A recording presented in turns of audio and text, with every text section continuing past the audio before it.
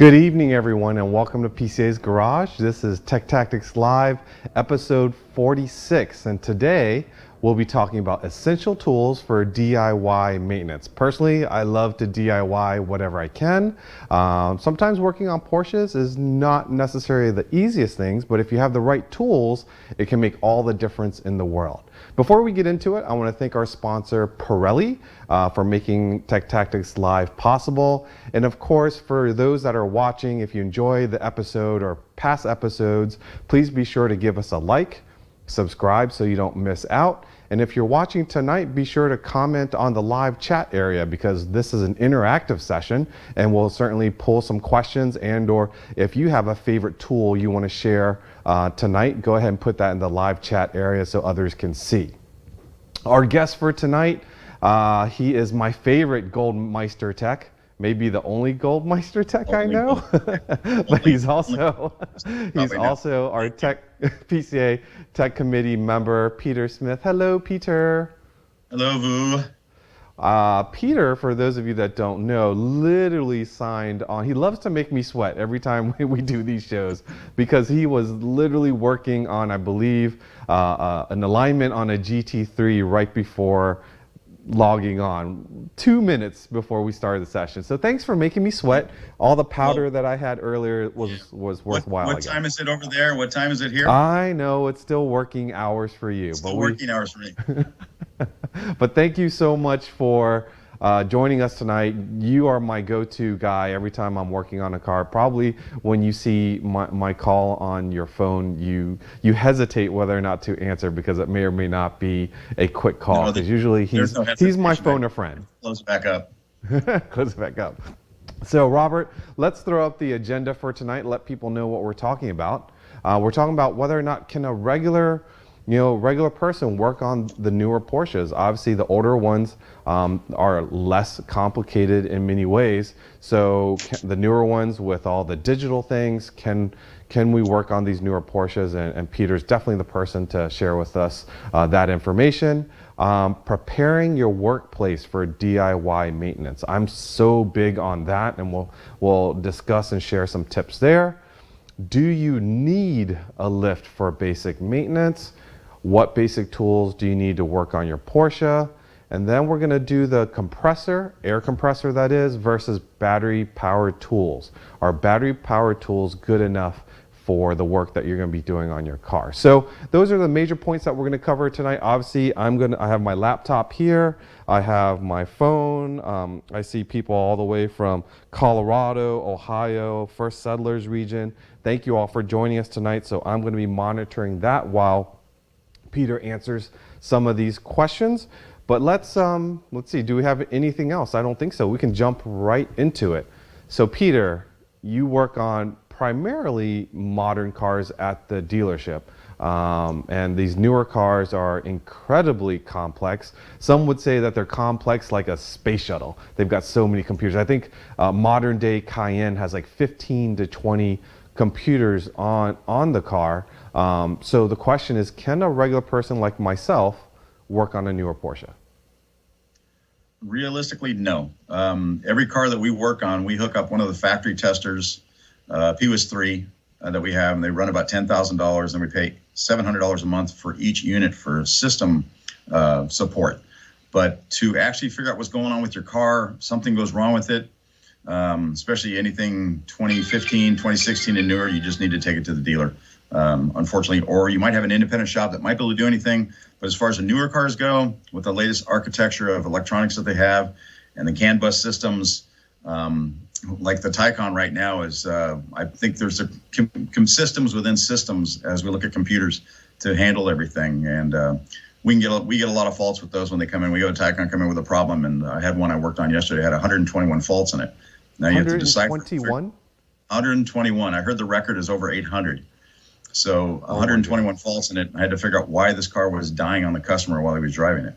So I think let's back up into, you talk about these computer systems that dealers have, or even independents are sometimes able to buy these machines to work on the newer cars. It's a significant investment, not only on the machine, but I'm assuming you have to have a significant investment on the software, and then you're training people to be able to use those systems. Correct. We actually go to classes for how to use the system, what to look at. There's systems within systems in the computer, just so we can do wiring checks, sine wave checks, waveforms, draw tests, whether the CAN bus systems are working or not. There's things that we go to classes for just for that. There's a class called P95, which is advanced electrical, that we go to. It's a 4-day class, and we basically just deal with electronics on the cars, because that's basically everything's gone to that point right now. If they didn't have CAN bus systems in vehicles right now, you'd have probably 400 or 500 pounds of wire if everything went to everything.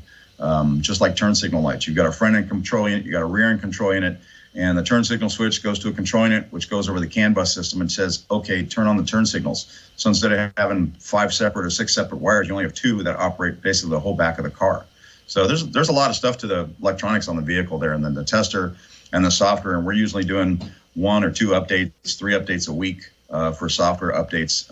Like in case they come up with a campaign where you have to do an upgrade to the engine management system, or something with the airbag, something like that, we have to do an upgrade to our tester, make sure it's got the latest software so we can do these upgrades for the customers, so they're compliant with the campaigns that come out. So for those that aren't familiar with the CAN bus system, you know, the older cars where if you had, let's say, a power window switch that really just needed power, ground, and some sort of remote wire to tell it to go up or go down, that's like 4 or 5 systems, 4 or 5 wires. And if you counted all the systems in a modern day car, you would most of your interior would be wiring, because they're so, if you did it the old school way, it would be so complex. Whereas with the CAN bus system, there's like a signal within the wires, and that is how it can communicate what these motors are supposed to do, or the computers need to do, with a lot less wiring. Do I have that right? Correct. Yeah. And plus the systems all talk to each other now too. So you've got the airbag system, which talks to the engine control unit, which talks to the ABS, which talks to the door modules. Let's say if you get into a wreck and your airbag goes off, the cars right now will automatically unlock the car and turn on your hazards at the same time. And then they will call the Porsche basically and saying this car's been in an accident. It's almost like OnStar for Porsche they have right now. And I think that's important. Like we're not trying to scare you about the newer cars. It's just we're sharing with you how complicated they are. But that how complicated they are, that means they're also very smart. As you said, when certain things happen, it can tell you or command something to turn on or turn off for your safety, or just as you need it. Whereas older cars, it would be a manual push of a button or something like that. But I know you said no in terms of, is there really anything that you can work on your newer Porsche? But obviously the episode today is talking about DIYs. There are simpler things and some basic tools that you can buy if you own a newer car and you want to work on it. So just in general terms, what are those things that an average person might want to work on a newer car? And let's not forget those that own the older cars too. That's why I have a lot of tools, because I also have older cars. But what can people work on? You can change your oil on your car. That's something I think pretty much almost everybody can do, as long as you've got the equipment to put the car up in the air to get the oil out of it. The newer cars right now from 2019 and up, like the Cayennes and the Panameras and the Macans, we basically suck the oil out. There's a dipstick tube that doesn't have a dipstick in it, it has a plug, but we actually use what we call like a vacula. And it's a suction unit, holds about 8 quarts of oil, and uses air to suck out the oil out of the vehicle. So you can do it that way, change the oil. Plus the oil filters on the newer cars are up on the top. They're not down below. They're a little hard to get to. The 4-cylinder Macans are the best. That's easy. It's right there in front of you. The 6s and the 8s are a little bit tougher. Panameras are a little bit more work. If you want to do it yourself, you have to take some crossbars off and some coverings off to get to the oil filter end of the plug. 911s, the oil filter, like the 991s, the oil filters is on the top, the drain plug's on the bottom. Let's see, the Boxers are really hard to get to because the motor's in the middle, and the oil filter is definitely up out of the way to, like on that 987 or 982s are really out of the way, really hard to get to. That's a little bit tougher to do, especially if it's in the middle of the car. When the engine's in the front and the back, it's a little bit easier to get it up in the air and get to it. And one other thing you want to do too is if you're going to change the oil on the car, make sure it's warm or hot. If it's cold, it takes forever. And on the 991s and the Boxsters, the newer engines, the 981 engines, Porsche told us basically you have to drain the oil for 45 minutes to get all the oil out of the engine. So not only make sure the oil's hot so it flows faster, but the drain interval, you're going to let it drain for a lot longer time. Correct. I mean, you can do that. You can bleed the brakes on the car. That's something that's, you can do that with another person, or they have systems that you can get. A lot of the stuff you can buy on Amazon where you put fluid in a container, you put the cap on top of your brake fluid reservoir, you pump it up to, let's say, 15 to 18 pounds pressure, and you open up the bleeder, and you can put a bleeder bottle on it, and you can have fluid coming out, and you can bleed the system that way too. You just want to make sure that you keep the pump bottle assembly full of fluid, because if you let air go into the system, you created a whole world of trouble. Now, you mentioned the mid-engine cars being a bit more troublesome or harder to get to for doing like a simple oil change and such. Are you talking about the location of where the oil filter is, or are you talking about it's just more complicated because you have to take apart sort of the top center of your car to get to those things? Actually, on the Boxsters, everything's accessible from the bottom. You don't take anything off from the top. It's just being at the middle of the car. It just makes you have the car up high enough so you can get underneath there, just the angle basically. Okay. So, you're down lower because you're in the middle of the car to get to it. The drain plugs you can get to on the bottom, which are easy. The 981s, the filters, they kind of put them up to where you can really barely see them. Even on a rack, you can barely see the oil filter for a 981 or a 982. So they've kind of made it a little bit tougher that way. The older cars, the 987s, 986s, those are really easy. That's like right on the bottom, no problem. Everything on the bottom. Yes. So with the newer cars where you get everything from the bottom, is it the same situation where you and I always talk about we wish we had smaller hands and we could get into those areas? Yeah, my Mongo hands don't work very well sometimes. For so little that looks things. That looks like maybe a 987 or something? Yeah, that's a 987 or a Boxster, something like that, with a cartridge filter. Basically, that's like the Cayennes also too. The older Cayennes had filters in the front. Yeah. Same type of cartridge filter for that you would drain out of. So for this particular job, that's like super easy because everything is right there, right there, easy. The nothing in the way. It drains out really fast. It works great. The newer cars with all the oil baffling systems they have and the way they want to keep oil going to the oil pump, the pickup, they just really made it really hard for everything to drain out of it. Really easy. So speaking of like draining things, intervals and such, talk about brake fluid change in the newer cars. Older cars, obviously, you don't have so much computers and stuff like that. You're either using a pressure bleeder or some people pump their brakes. Are the newer ones, is it something where you have to hook up a computer and cycle the fluid out, or how does that work? No, you don't have to do that.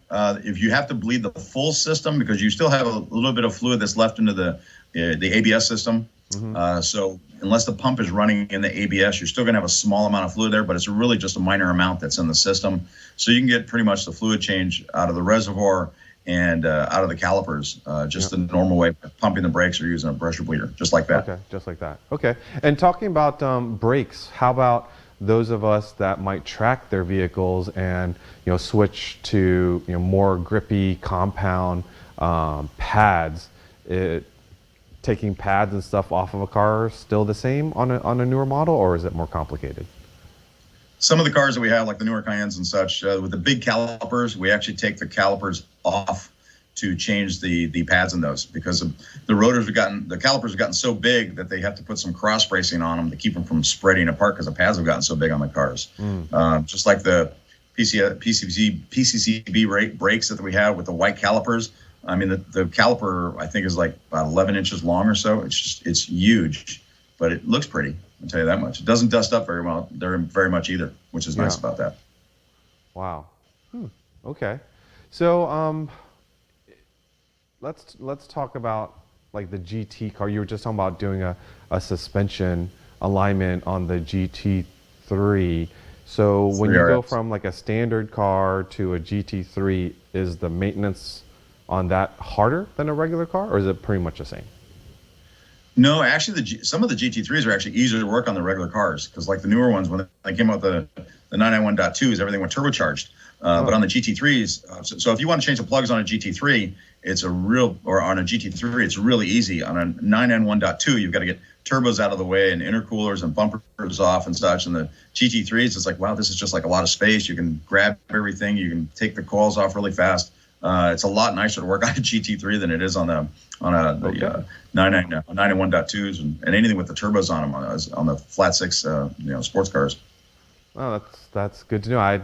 You kind of assume the sportier one would be hard to work up, but it makes sense now that you mention it. When you have less hardware underneath the bonnet, so to speak, more room to work on things. So you talked about bumpers and such, and I believe you have to remove rear bumpers for air filter change and stuff like that. And is that something? Yeah. Is that hard to do? Not really, actually. I can have a bumper off in maybe less than 15 minutes or so. Yeah. And it's really easy to do. You just have to know where the screws are at. A lot of screws in the bottom of the car. Like on the 991s, you've got to loosen up 4 screws for the spoiler. Just like that, you can see the spoil. That's a Cayenne, it looks like, too, or a Panamera. But that's a Panamera. So the bumpers come off pretty easy. The Panamera is a little tougher. The 991s are a lot better. The 997s, you don't have to, but the 991s, the bumpers come off pretty good. You just have to know where the screws are at. I'm sure there's something on the web somewhere along the way on where the screws are at, how to find them.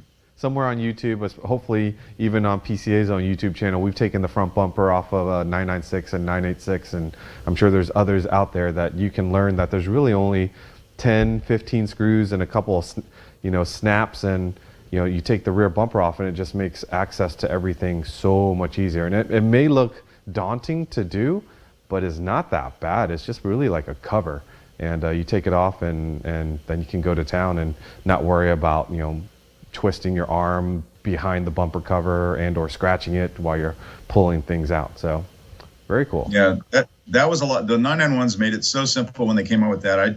I've got a 964 and I took the bumper off of that, and it took me like 4 hours, I think, to do it because there's so many little screws. Everything's all pieced together on that. It's such a pain in the butt. But those bumpers come off really easy, really nice to take off. So let's talk about, I've been to your shop, and you're obviously a dealer and you've got every tool under the sun. But I think we can probably say, as far as preparing to do the work, it applies the same whether you're doing it at the dealership or doing it at your home. So kind of walk us through, let's say you've got a particular job on a car. Like what do you do to start the job or before you start the job, and kind of lay out your plan of attack?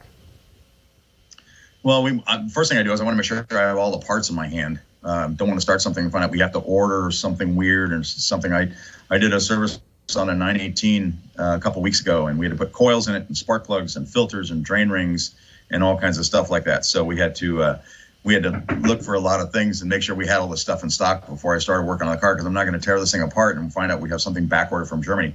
But if you're just doing an older car and you're doing an oil change, drain plugs, drain ring, oil filters. One of the things too, like on the aluminum drain plugs on the 986s, 987s, 997s, 996s and such, they have a tendency to crack sometimes. So I'd almost recommend to replace those every time you do a service on it.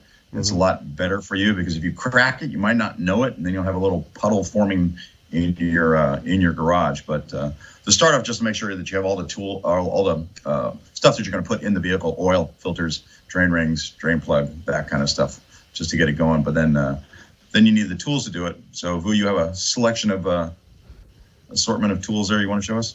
I do. Everything you need to know. Yeah, so before we get into the tools, I do want to back up, because Carrie Myers had a good question, and maybe you can tell us where this applies. And Carrie asks, well, do I need a PWIS to do routine maintenance like change the oil, change air filters, replace brakes, bleeds, change air filters, change spark plugs, and such?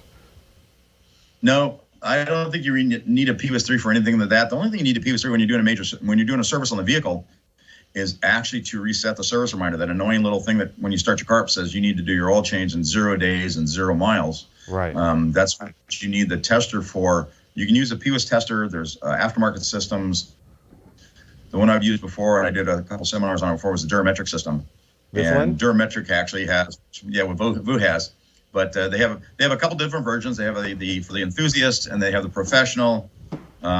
You probably have the professional one where you can look at multiple vehicles. So, and I believe the enthusiast one lets you look at 3 VINs. It'll look at three VINs, and that's it. But you can upgrade to better cable. The software is pretty good. You can go and reset service reminders with it. You can change coding if you want to too, which is a little dangerous. And they always give you little warnings before you do something that, hey, you're changing your coding. This might be a problem. Yes. And it can be if you do something wrong. So a lot of people like, oh, I saw this on the web, and in Germany I can do this and this and this. And just like there's a thing with the new Cayennes and the Panameras where you can do this matrix lighting with the LEDs. And we were told that in class that in Germany, when the matrix lighting is lit up, you can actually spell Porsche like on your garage door. But it's not legal in the U.S. because it's not DOT legal.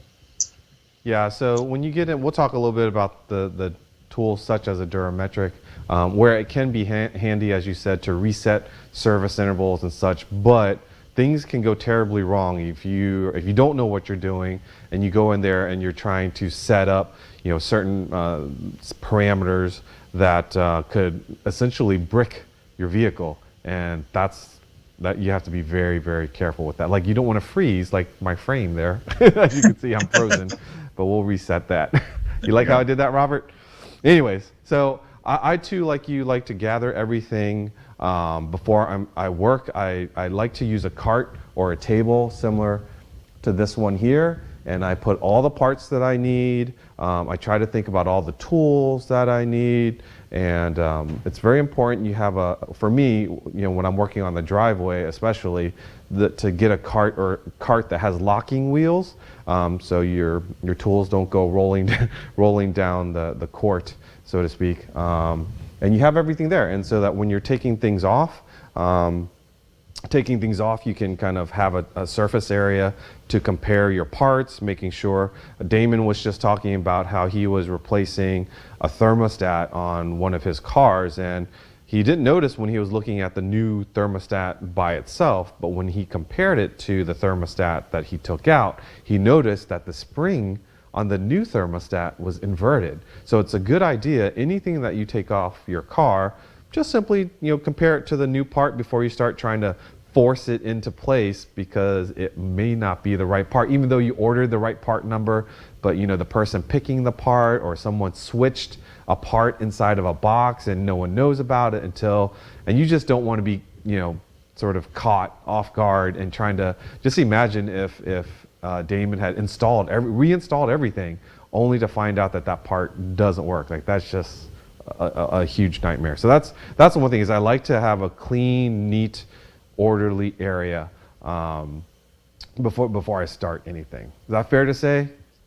That's fair to say. Yep. And then it's also a great place where, when you're taking things off of your vehicle, I don't know where I got this. It must have been on a YouTube video somewhere, but we called it, I think it was a party train or party line. So what that basically means is everything I take off the car, I put it at the front of the line, and I go down the line and put stuff as I take it off. And then when I go to reinstall things, I go backwards.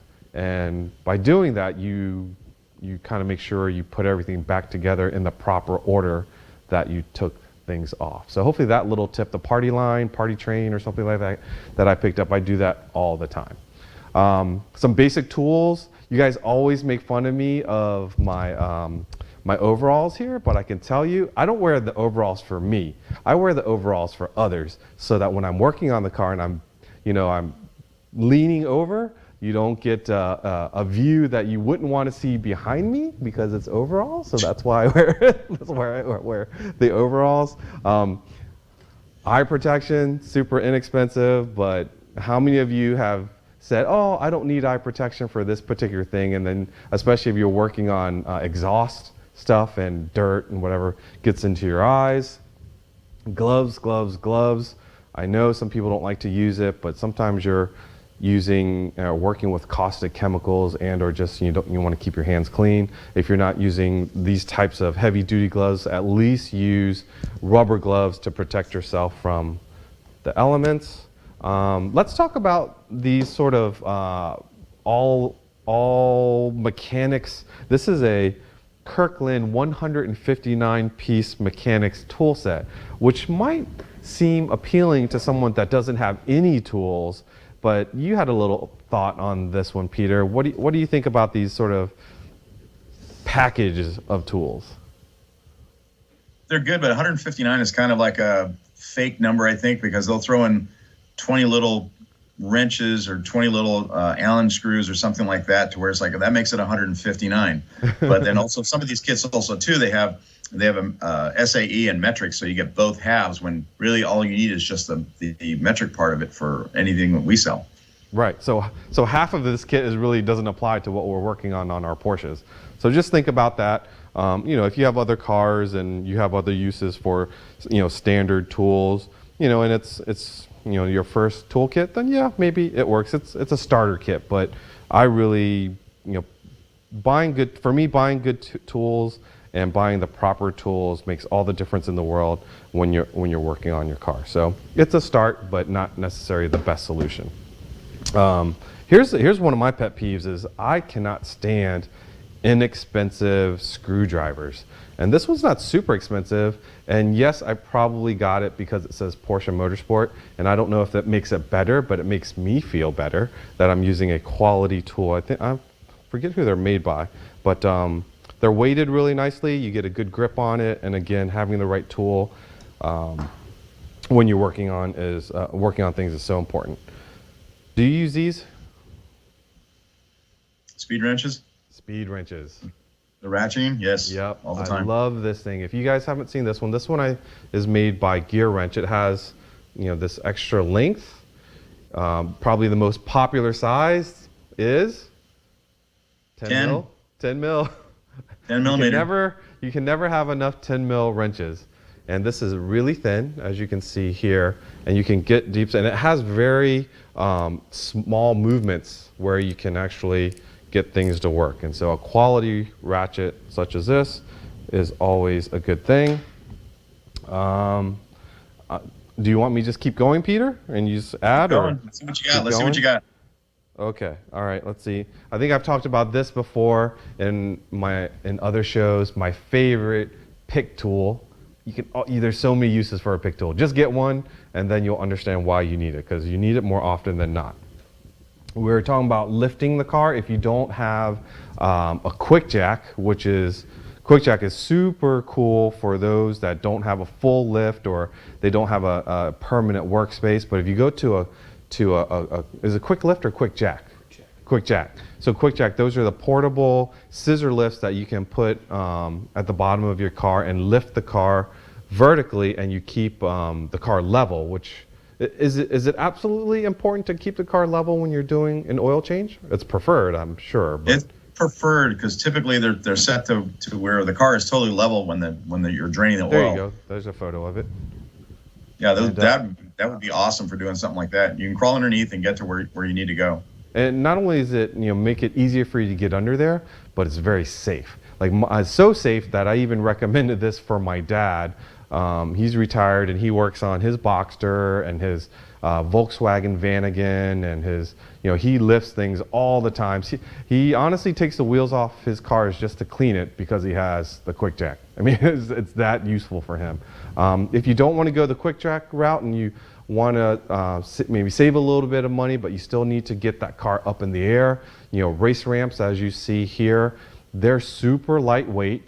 I wouldn't waste your money on sort of the old school heavy metal ramps that are too narrow for most of the tires on a Porsche, but also the approach angle on those types of ramps are too steep, and you're going to probably hit the front bottom of your bumper. So these race ramps, if you can take a look there, they have a sort of a long approach angle, so that way you can get the car up to the height that you need without scraping the bottom of the car. And those are great. They're super light. Like you can pick up one of those ramps with one finger. They are a little bit on the expensive side, but your back will thank you. And if you're planning on doing DIYs they'll pay themselves over in the long term. The worst thing about those, go ahead. Worst thing about those ramps though is like on the older 911s, 964s, 993s, old 911 G body cars that the oil drain tank on the right hand side. So it's tough to put a drain pan underneath the ramp or on the, like, you know, something like that just to drain the oil out. Right, exactly. Then for those of you that want to jack up your cars, you know, we have these at the PCA's web store. These are made by one of our members, and this goes into the fitting underneath of your car and locks in place, and then your floor jack then lifts it up through this side. So these little things are pretty neat, and again, you can get them on PCA's web store. Working on brakes, these are so handy. What are these for, Peter? I hang calipers with those. That's so they don't, right. a lot of people just let them hang on the hose, and they're like, no, you shouldn't do that. You should never hang your caliper with just the hose. And these, it's a simple solution, but you put this in the middle of the caliper, usually hang this on the coil of the suspension, and you don't have to worry about it dropping and messing things up. Lots of Allen hex bit on our cars. So if you don't have a set of these, I definitely would recommend you getting a hex bit set. Again, getting it metric. I believe the common for the oil drain, is it 8 mil? 8s and 10s. 8s and 10s. So these last two are very, very cool. Typically are 8s. And then they came out with a new one with the late 991s, 912s. They came out with kind of like Phillips head screwdriver, special plastic plug, actually, which you're supposed to replace every time when you take it out of the car. You're not supposed to reuse it, period. Yeah, and what's important, you can tell this set here has been very well used. What's important is to get a quality set, because if you don't, and the size is irregular, one, it won't fit in there right, and it might strip out, and the last thing you want to strip is your oil drain plug, right? That's just can become a nightmare very quickly. Sure. Also, if you don't have a lot of the bolts on our Porsches are Torx, so get a good Torx set. Again, spend the money and get quality Torx bits, because they'll fit better, they won't strip out the bolts, and you'll find that they're very, very, very handy. And then this one was something that I used more recently. I guess when I got the Cayenne. These are triple square drive sockets or drive. What are these called, Peter? And where do we People find call them them? triple squares. I call them 12-point. Okay. Because they are 12 points. So it's 12-point sockets. We use a lot of those for CV joints, seat rails, seat belts attached to the body. They use a lot of those, basically. Yep. So this definitely has, you can tell this particular size, the 12 is the one that gets used the most. It's the dirtiest. So people have been asking, so where do I get my tools? You know, from a number of places. Obviously, you see those trucks that come to, say, Peter's, you know, dealer. You know, those are the pro level. Was it Snap-on, and what's the other truck? There's Matco and Matt. All that stuff that they sell, top quality. Totally. If you have the means to buy all top quality tools, you know, go for it. But honestly, for me, and my friends are probably going to laugh, I'm pretty cheap at times, so I need to like that price level and, you know, payback. I play that game all the time, and you can find so many of these tools simply just online, or you can go to places like, you know, Harbor Freight. They have different levels of quality tools there. Just, you know, ask your friends, ask you know, other PCA members, or if you go and you see a tool, like, you know, you see these simple, I mean, really, it's just a metal hook. It's not all that complicated. You can get these online for like $5, right? But it serves its purpose. I don't need to really pay more than that, right? Another tool I love here, and it's usually because I've guessed many times to go buy something at the hardware store, be it a screw, a plug, and I always guess wrong, and I end up going to the store twice. And this is a digital caliper, and again, super inexpensive. I think I paid maybe $20 or something like that for this, but you can measure the inside diameter or outside, and it just gives you an accurate reading. So whatever you need, be it a hose, measuring a bolt length, you can get the exact measurement and not be like me and just go to your your hardware store once as opposed to twice like I used to. Let's see, let's talk about torque wrenches. Why are torque wrenches important, Peter? Well, if you over torque something, you will likely strip something out, or you will break it. And if you don't torque it enough, it might fall out. Yep. Now, I'm going to throw my dad under the bus, so to speak. So my dad used to, when we worked on cars, he just had like a regular lug wrench. And when we went to go tighten the lug wrench, he stood on that and just cranked it down until it couldn't go no further. And I remember as a kid, my dad always wondered why there was always like a vibration.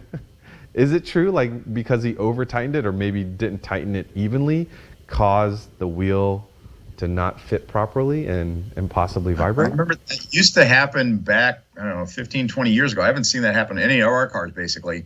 But I think the smaller rotors that weren't vented, if you tightened them, and especially if you didn't do it in a star pattern and you just kind of tightened them down, one right after the other, and you over torqued it, you can get a warp in the rotor after a certain amount of time.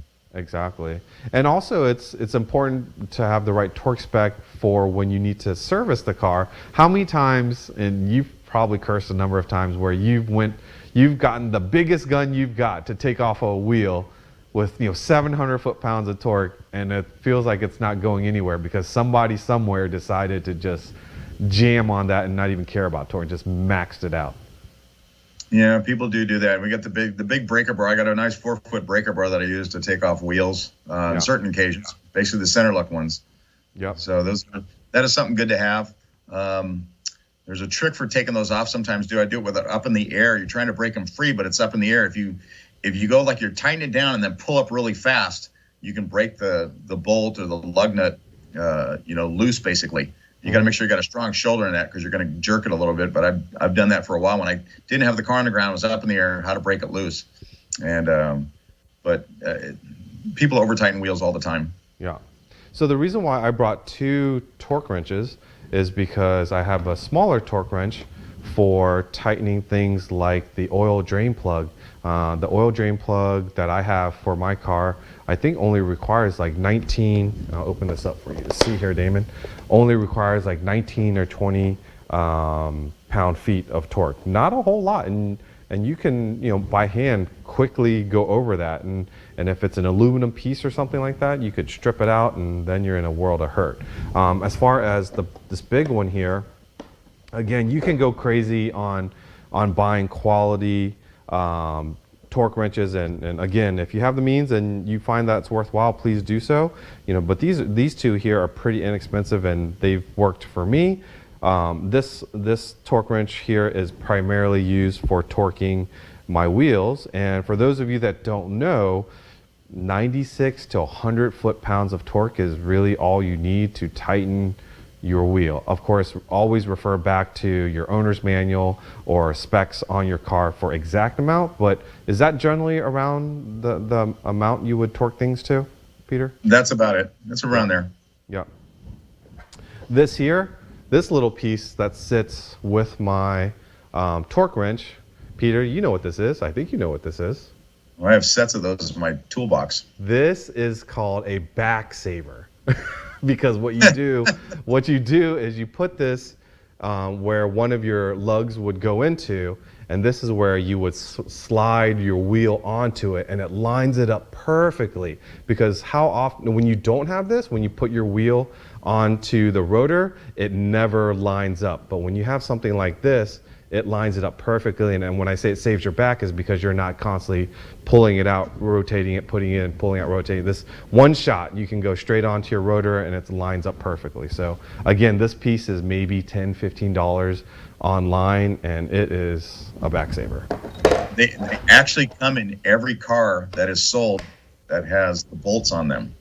And a lot of people don't know that because they've never looked in their toolkit, or somebody at a dealership took it out because they thought it'd be great for them because they knew the customer would never use it. Exactly. So if you look in your car, hopefully you have one, put it together with your torque wrench, because that's when you'll need it. I have a funny story. We had a customer that came in one time, and an older gentleman, and he had a flat tire, and he did not have that tool in his toolkit.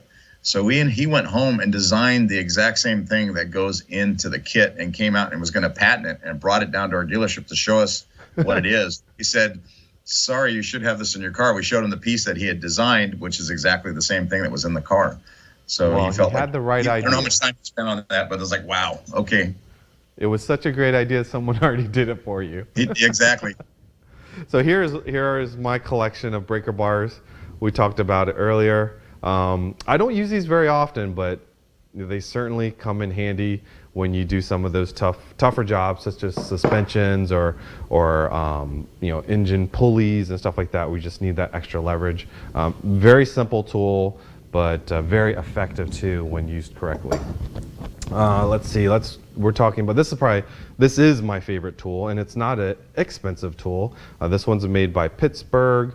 It's a very thin ratchet, has a good amount of length, and it has swivel heads on each end, and it's also different size socket fittings here, and also pretty precise movements here.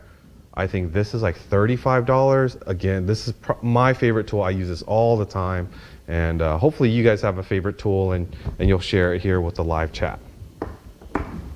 So specialty tools, again, we showed you the photo of the oil being changed on the 986, 987, or the 996. This is a very nice piece. I believe I got this from one of the dealers. It's a Hazit tool, and it's sized, and I even wrote it on there, for 996. This is also the Cayenne oil filter cap. So, and it's matched exactly to the plastic cap that's on your car. Goes in. They have universal ones that they sell at auto parts stores, but if you could feel the quality of this, and it doesn't flex, doesn't bend. Again, if you're going to be doing a lot of oil changes yourself, get a quality one like this one from your dealer. Let's talk about. Oh, go ahead. We still use that actually on the current GT3s. Still use that tool to take the oil filters. Yep. It's a steel filter housing, but they use that to take the filter off with. Yep, exactly. So, this is also, well, we can move on to compressor versus battery power. But Damon, if you want to look down there, if you guys haven't seen this before, and I'm not trying to push a brand on you, but if you need just to air up your tires or blow things off, and you want a compressor that won't wake up your neighbors, this thing, I think it's like $275 or something like that at Lowe's, and you turn that thing on, it is whisper quiet. And for those of you that have the old pancake style compressors, you are going to love this one. It has all the regulators, shows you tank pressure, it shows you the tool line pressure, but the key thing is it's fairly lightweight and it's whisper quiet. So that's a very cool tool. Another back saver for me, and this one I just picked up at some garage sale for $5. So when I'm doing brake work, again, on your, leaning over and stuff like that, having a good seating surface can definitely save some backache for you. Or if you needed to clean the top of your car for some reason, stepping on this gives you a little bit more height, makes it super, super comfortable. And speaking of comfort, I'm going to share with you, for those of us that still do work on our cars, on the driveway, on the hard cement, you can either save one of these packing pieces that you may have gotten from something that was shipped to you, which works. It's just straight up foam, or you can get something like this. This is a racer's mat. I don't know if you can see. It's a racer's mat that opens up. It's padded, so when you're working on, let's say you're doing a brake job, you can put your tools on here. They don't roll away. It saves your knees. If it's cold or hot, isolates you from that. So this is another piece that I love to have when I'm working on my car. All right. Someone just mentioned duct tape. Mike, we use duct tape for some things, but hopefully not too much duct tape to work on your Porsche. I try not to. I try not to. All right, let's talk about air versus electric. I'll let you start the story on that one. Air versus electric. I use electric all the time at work. Everything I have is electric. I have a couple impact guns that are actually air, because sometimes electric isn't strong enough to take like front crankshaft pulleys off, where the air ones are a lot stronger than the electric. But the electric can take off pretty much any lug nut, any lug bolt. They're a lot more efficient.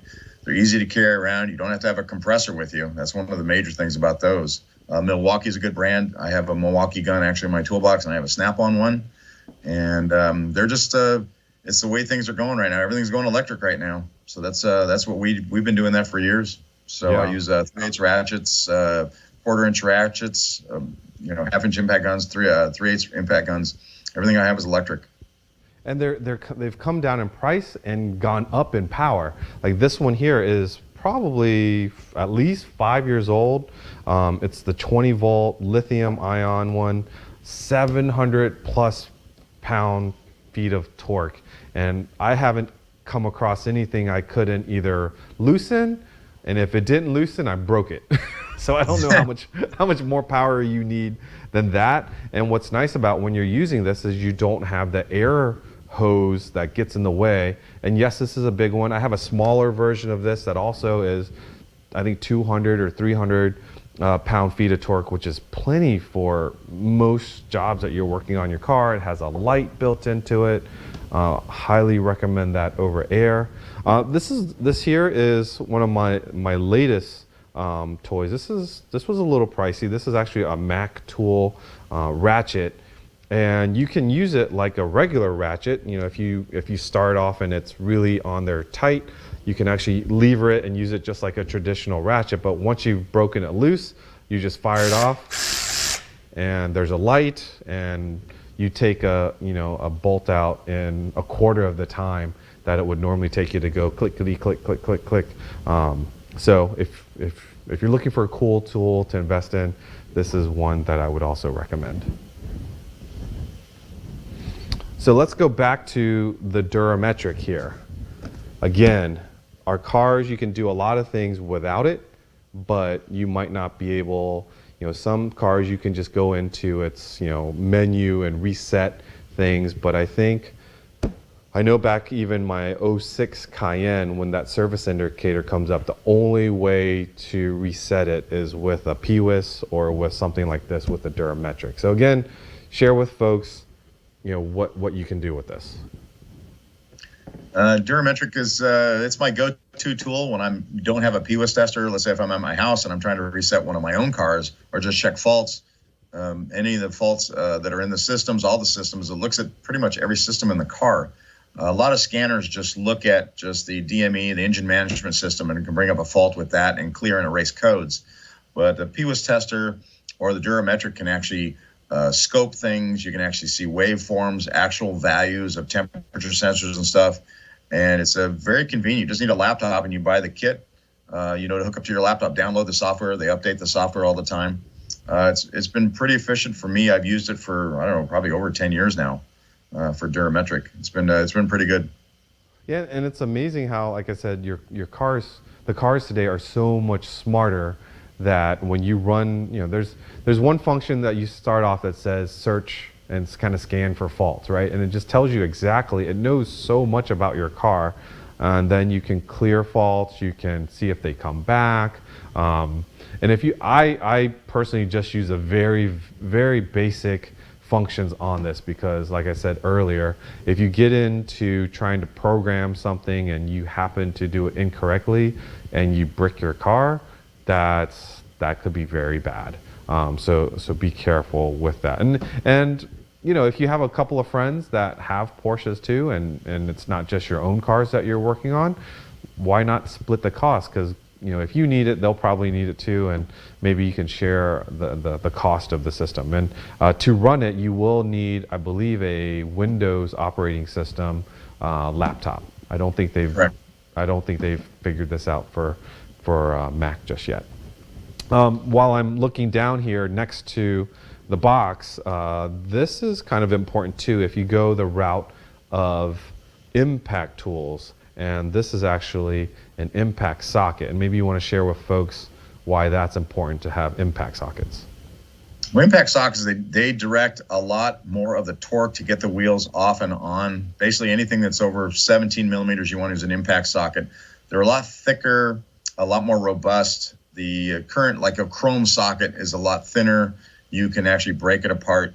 But you can see the inside is a lot stronger in that one compared to the chrome one. So they're meant for taking high amounts of torque, and they last a lot longer.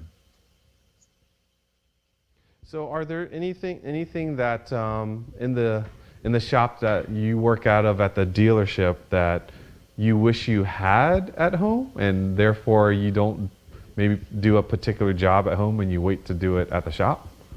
I wish I had a rack in my garage. I'm working on that still. So eventually that's going to happen. I'll have 2 racks in my garage where I can put something up in the air. I've got a 944 turbo that needs a starter, and that's pretty far back in the car, and I just don't feel like doing it. And it's been sitting there for about 6 months now. So one of these days I'll get to that, but I have to put a rack in. That's the biggest thing. Rack, also oil drain. You got to figure out when you're going to drain the oil. What are you going to do with the oil? Where's the oil going to go? Mm-hmm. A lot of automotive stores will take your old oil, but then you've got to put it in a container, and you've got to make sure that container is safe, does not leak, and you don't get it all over the place when you're draining your oil out. That's one of the biggest things, trying to catch it in one spot and then cleaning it up after the fact. You want to make sure you got rags extra, or those wipes that you can buy a box of wipes in case you get it someplace, and make sure you don't get it all over the ground or your garage. So that's, there's one thing about draining oil, doing that kind of stuff, is all the incidentals that can happen with making a mess, which I know I wouldn't be happy. My wife wouldn't be happy. So. Yeah, exactly. So talking about, you say rack, but I'm assuming you're talking about a lift system of some sort, correct, either a 2-post or full size lift. You stand underneath the car. Yeah, and that is life changing. And I get it. Not everyone has the ability to put a lift into their garage, and that's sort of like, once you've committed to a lift, that is a whole nother level of working on your car. Having said that, though, if you like to get your hands dirty and you do plan on doing a lot of work yourself, plan on getting that lift earlier than later, because again, there's so many things about it that you'll be able to do so many more things. Your back will help you. Even if it's a lift such as this, it may seem like it's a lot of money. I think they have them on sale on Costco or at Pelican for like $1,500 or something like that. Over the lifetime of you using that, the number of jobs you do for yourself, like, it's going to pay for it itself. And it's, like I said earlier, it's much safer, more enjoyable to work on your car as opposed to struggling with an oil pan 2 inches from your nose. Like, it's just having things up and accessible, get more lighting up there.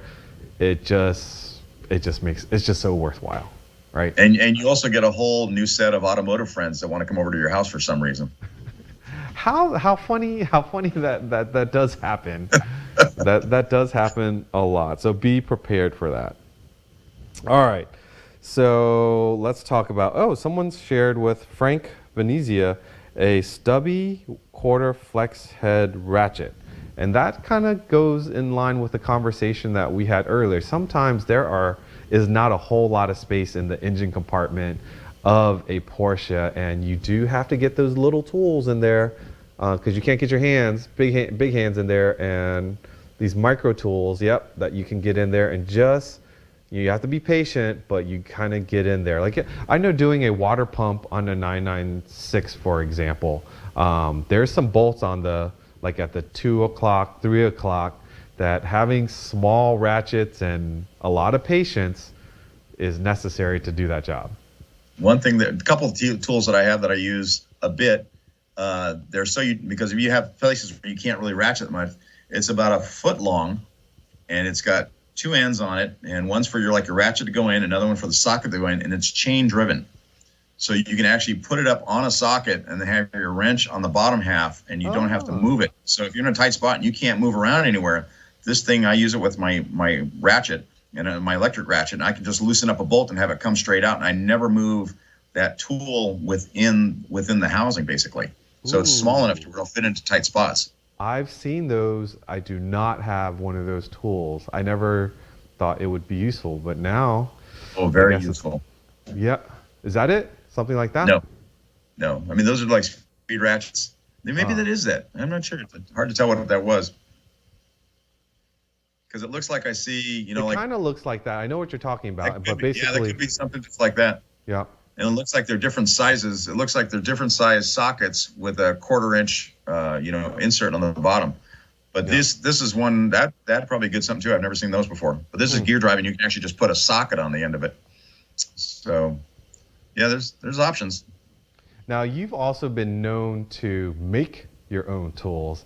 And the reason why I know that is when I did a swap out of a steering wheel, my standard Cayenne steering wheel to a Cayenne GTS steering wheel. Like, it needed a special kind of flat bladed screwdriver to be able, why don't you share what you made there?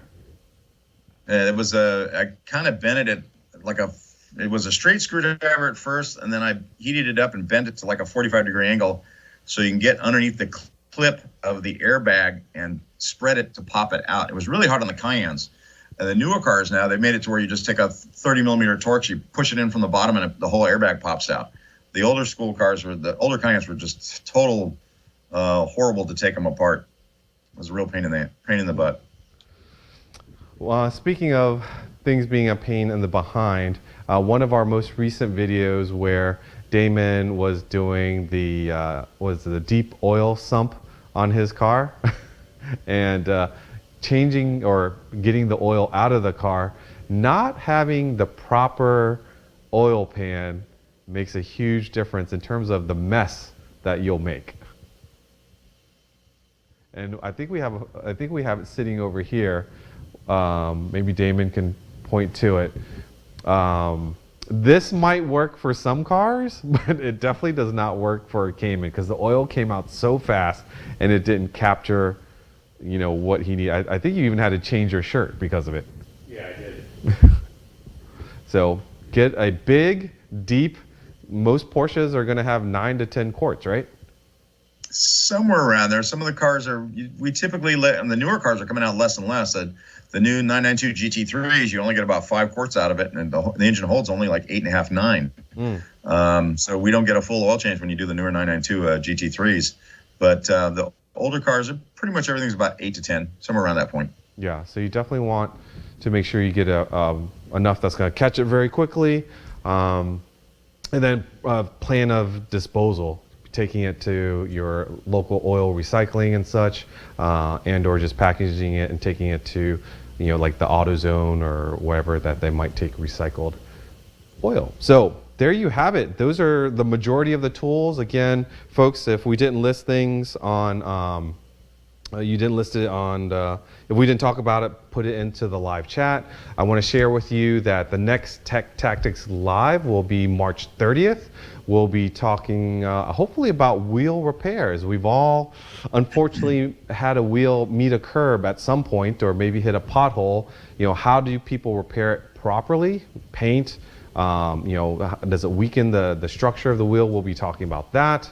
For those of you that want a GT4 RS and do not have an allocation, well, PCA has an allocation, and one GT4 RS will go to a lucky member who's bought a raffle ticket plus $25,000 cash prize. And if you don't win the first grand prize, guess what? We have more prizes to give out, and that would be 2022 Cayman S's along with a $25,000 cash prize as well. Take advantage of that. If you haven't seen the most recent video, there's 2 of them actually that dropped recently. The Classic Club Coupe, the 996 that we worked with Porsche Classic on, not just restoring it, but making it into an amazing new car. We have a teaser video and we'll have more information on that car soon. Nathan Mers, we just dropped a video about the door strap and how to properly repair the door strap on a 993. For those of you that are looking forward to joining us in Pennsylvania in June for Porsche Parade, I think there's still room available. Phase 1 registration is done. Phase 2 is coming. So check out our website for more information on that. We dropped episode 10 on PCA's Insider, our podcast. I dare you to listen to that and not chuckle. It's that funny. So please have a listen and make sure you give us a like if the platform that you're listening to allows to. Again, make sure watching tonight, be sure to like, comment, and subscribe. And as far as ending tonight's episode, I'd just like to do a quick tribute. I'll say goodbye to Peter. So thank you, Peter. But I will also, start the tribute for this gentleman that's a good friend of PCA's, a legendary racer, Vic Elford. We'll miss you, bud.